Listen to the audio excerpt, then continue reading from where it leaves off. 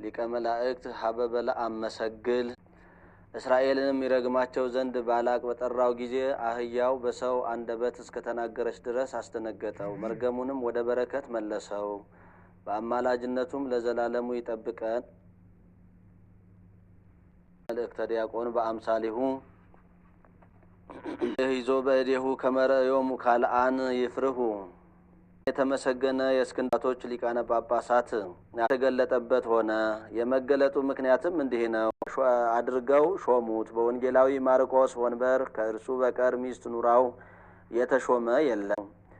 ከሕዝቡ የሚያሙህ አሉና ከልባቸው ጥርጥርን ልታርቅ ይገባሃል። ከሚስትህም ጋር ያለውን የገድልህን ምስጢር ልትገልጥላቸው ይገባሃል። አንተ ራስህን አድነህ በአንተ ምክንያት ሌሎች ይጠፉ ዘንድ አይገባም። ቸር ጠባቂ ከሆንህስ ወገኖችህን ለማዳን ታገል።